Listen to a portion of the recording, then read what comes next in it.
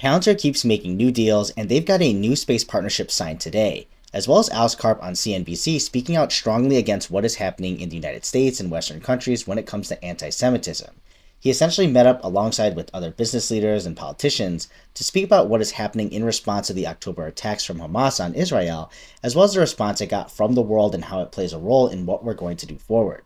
It's obviously a very politically charged conversation with him alongside other business leaders and even a hostage's mother, where the focus isn't on the business end of things we may get from other interviews.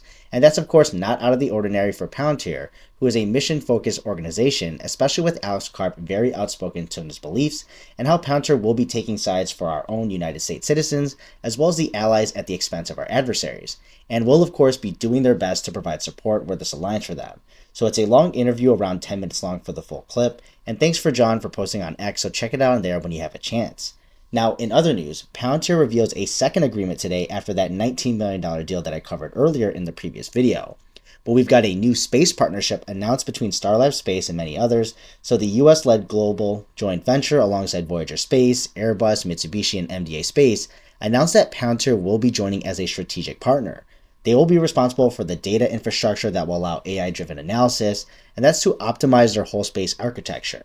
The digital twins that they're going to develop are going to be used to optimize resource allocation, mission planning, system performance, reducing operational costs, as well as streamlining onboard operations for the Starlab crews. And Palantir will allow Starlab to actually identify potential issues and do predictive maintenance, which in turn helps extend the lifespan and the life space of critical components there, all while optimizing onboard research taking place in space. So it's a very broad scope here where Palantir will play a big role. And of course, the point of picking Palantir as a main partner is because of their experience and expertise in driving these valuable actions and proving it across such a complicated joint venture with many moving parts and players. This in turn should help give the competitive edge to make better decisions, as well as have access to real-time intelligence around the world and in space, as well as the PR closing out what Starlabs has been doing. But another partnership in one day with Palantir showcasing that they're truly industry agnostic, from literally in space here down to the ground, supply chains, healthcare, everything. The big things to look out for is the success of this joint venture, although we don't have a dollar amount or a time frame, but it's no secret Palantir already has experience in the space industry, especially around their help with the US military and helping to manage satellites.